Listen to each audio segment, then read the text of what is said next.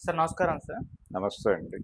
Sir Balakrishna గారు మొన్న అసెంబ్లీలో చిరంజీవి గారి పైన కామెంట్ చేసిన తర్వాత అసలు వీళ్ళ మధ్య గొడవ ఇది మొదటిసారి గాదు. ఇది ఎప్పటినుంచో కూడా ఉంది. బాలకృష్ణ గారు చాలా సార్లు చిరంజీవి గారి పైన, మెగా ఫ్యామిలీ పైన నోరు బారేసుకున్న సందర్భాలు చాలా సార్లు ఉన్నాయని చెప్పేసి వాటికి సంబంధించిన ఫుటేజ్‌లు సోషల్ మీడియాలో ఇప్పుడు పెట్టడం మనం చూస్తూ వస్తున్నాం. అసలు ఏం జరిగింది? ఎందుకు అటు బాలకృష్ణ గారికి, చిరంజీవి గారికి ఈ గొడవ స్టార్ట్ అయిందెప్పుడు? అంటే నందమూరి మెగా ఫ్యామిలీల మధ్య నిజంగా అంత దూరం ఎప్పటినుంచో కూడా ఉందా? ఇవెప్పుడు మొదలయ్యాయి? మరి ఇది మధ్య మధ్యలో మేమంతా కలిసే ఉన్నామని జెప్పేసి, సినిమాలు తీస్తామని జెప్పేసి వాళ్ళే స్టేజ్‌ల మీద అనౌన్స్ చేసుకుంటారు. మళ్ళీ నెక్స్ట్ డే ఇంకో రోజు ఇటువంటి గొడవ స్టార్ట్ అవ్వడం మనం చూస్తూ వస్తున్నాం. సో, ఎక్కడ మొదలైంది ఇది? మరి ఇంకా కంటిన్యూ అవుతుంది. దీని గురించి ఏం జెప్తారు సార్? అంటే సినిమా పరిశ్రమలో ఎన్టీ రామారావు గారు సూపర్ స్టార్డమ్‌లో ఉండి, హ్మ్. ఆయన పొలిటికల్ ఎంట్రీ ఇచ్చే ముందు యాక్చువల్‌గా 78లో చిరంజీవి ఎంట్రీ ఇచ్చాడు హ్మ్. ఇండస్ట్రీకి. 78కి రామారావు గారు ముగింపు దశకొస్తున్నారు. అప్పటికి అడవి రాముడు ఇవన్నీ అయిపోయినాయి.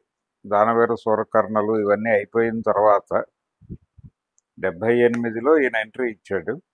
79, 80, 81 నాటికి రామారావు గారు ఆల్మోస్ట్ వెళ్ళిపోవటానికి ప్రిపేర్ అయిపోయాడు. 82లో ఆయన వెళ్ళిపోయాడు.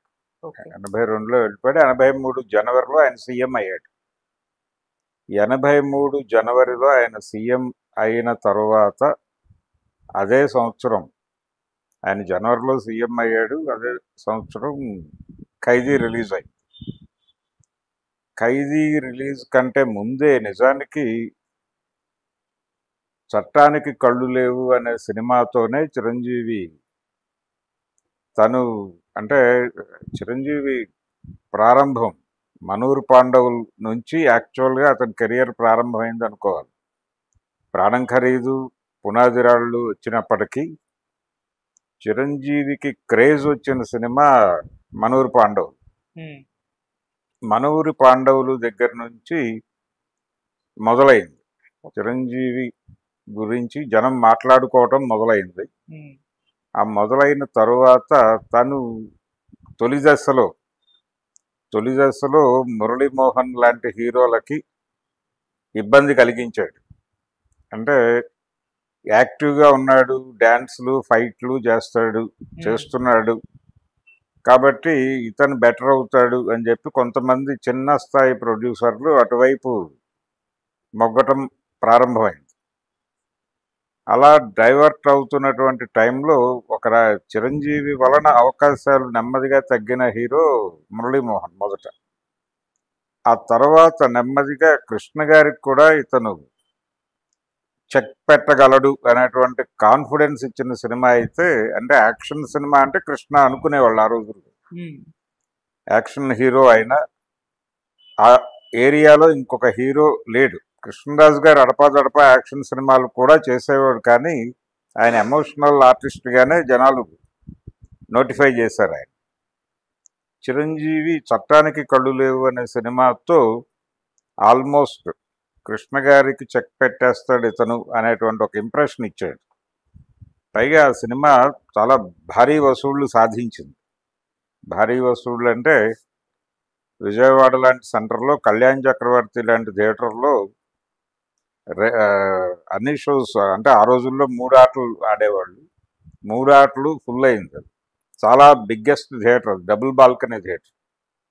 ఆ థియేటర్లో ఫుల్స్ రావడం అంటే మామూలు విషయం కాదు. అది వచ్చింది 20 రోజులు అంత ఫుల్ అయింది, కానీ అసలు అంత లాగటం అనేది మామూలు హీరోల వల్ల అయ్యే పని కాదు అనేది అప్పటికి ప్రూవ్ అయిపోయింది. భారీగా టాక్ వచ్చినటువంటి కార్తీక దీపం అలాంటి సినిమాలు ఆడినాయి. ఈ సినిమా అంటే యంగ్ హీరో, అప్పటికి యంగ్ హీరోకి ఆ లెవెల్ సక్సెస్ ఇవ్వటం అనేది మామూలు విషయం కాదు. ఆ తర్వాత తను రకరకాలుగా భిన్నమైనటువంటి శైలిలో వెళ్ళాడు. ఆర్టిస్ట్గా చిరంజీవి శుభలేఖ, యమకింకరుడు ఈ సినిమాలతో ఏ తరహా పాత్ర అయినా, అది క్లాస్ అయినా మాస్ అయినా ఏదైనా చేసేస్తాడు అనేటువంటి ఒక ఇంప్రెషన్ ఇచ్చేసాడు. ఇచ్చేసిన తర్వాత రెండోది ఆ జనరేషన్ యూత్కి ఏం కావాలో అది ఇవ్వగలిగినటువంటి ఏకైక హీరోగా చిరంజీవి ఎమర్జ్ అయిపోయాడు. అప్పటికి రామారావు గారు రాజకీయాల్లోకి వెళ్ళిపోయిన తర్వాత రామారావు గారి అభిమానుల్లో చాలా మంది అంటే కృష్ణతో ఉన్నటువంటి కృష్ణ అభిమానులతో ఉన్నటువంటి రిఫ్ట్ కారణంగా చిరంజీవి వైపు మళ్ళారు. రామారావు గారి నిర్మాతలు కూడా చిరంజీవి వైపే మళ్ళారు. ఇది బాలకృష్ణ గారు ఎంట్రీ ఇచ్చే నాటికి అంటే సీరియస్గా సినిమాలు చేయాలి అనే ప్రోగ్రాం మీద దిగే డిస్కో కింగ్, ఆ తర్వాత వాసు గారి సినిమా, ఆ టైంకి సాహసమే జీవితంలో ఒక సినిమా చేశాడు వాసు గారి డైరెక్షన్లో, భారతీ వాసు. అలా ఆయన సీరియస్గా హీరోగా మొదలైన టైంకి చిరంజీవి ఆర్టిస్ట్గా ఎమర్జ్ అయిపోయి ఒక నెమ్మదిగా కృష్ణ గారికి పోటీ ఇచ్చే లెవెల్కి వచ్చేసాడు. ఓకే. అక్కడ రేస్ మొదలైంది. ఆ రేస్ మొదలైన తర్వాత బాలకృష్ణకి అంటే అప్పటి వరకు ఒక ఇమేజ్లో ఉన్నాడు అతను, ఎన్టీ రామారావు గారి కొడుకు అంతే. ఈ ఎన్టీఆర్ తరహా పాత్రలు లేవు ఇంకా, అది మారిపోయింది, జమానా మారిపోయింది, కొత్త జనరేషన్ వచ్చింది. కొత్త జనరేషన్ కనెక్ట్ అయ్యేటువంటి సినిమాలు చిరంజీవి చేస్తున్నాడు. కాబట్టి తను కూడా అలాంటి సినిమాలతో కదిలితే తప్ప పని అవ్వదు అనేటువంటి ఒక అభిప్రాయం బాలకృష్ణకి కలిగింది.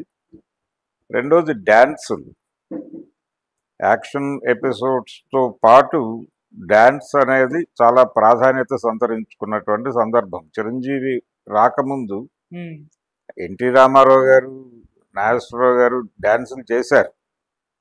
కాకపోతే రామారావు గారికి ఒక కూచిపూడి బేస్ ఉంది. ఆయన నర్తనశాల కోసం కూచిపూడి నేర్చుకున్నాడు, ఆ బృహన్నల్ క్యారెక్టర్ చేయటం కోసం.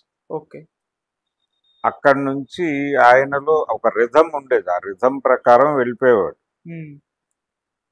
అంతే తప్ప ప్రత్యేకించి ఇదేం కాదు. కృష్ణ గారు, కృష్ణరాజు వీళ్ళందరూ మేనేజ్ చేసేవాళ్ళు. రాఘవేంద్రరావు లాంటి డైరెక్టర్లు వచ్చిన తర్వాత ఎన్టీ రామారావు గారి సినిమాల్లో అంతకుముందు పాటల హడావిడి ఉండేది కాదు.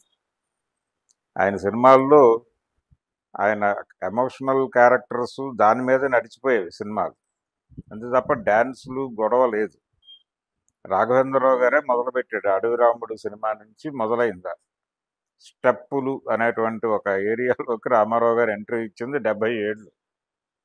ఆ తర్వాత వేటగాడుకి అది పీక్స్కి వెళ్ళింది. వేటగాడు, డ్రైవర్ రాముడు టైంకి పీక్స్కి వెళ్ళింది. ఆ తరహా డ్యాన్సులు కాదు, మైకేల్ జాక్సన్ తరహా డ్యాన్సులు వచ్చేసిన తర్వాత ఒక ప్రత్యేకమైనటువంటి విభాగంగా మారింది. దాంతో హీరో కావాలనుకుంటే డ్యాన్స్ నేర్చుకోవటం అనేది ఒక కంపల్సరీ కార్యక్రమం కింద మారింది. అది అలా మార్చినవాడు చిరంజీవి. ఆ సందర్భంగా డ్యాన్సు అనే ఏరియాలో బాలకృష్ణ కూడా ఎంట్రీ ఇచ్చాడు. ఎంట్రీ ఇచ్చి తను కూడా నేర్చుకుని ట్రైన్ అయ్యే ఒక అంటే చిరంజీవి లెవెల్లో డ్యాన్స్ చేయాలి అనేటువంటి ఒక పరిస్థితి, ఒక అనివార్యతని ఎదుర్కొని నడిపాడు. కానీ చిరంజీవి తర్వాతే, చిరంజీవి కంటే ముందో లేకపోతే చిరంజీవికి పోటీగానో అనుకునే పరిస్థితి కాదు.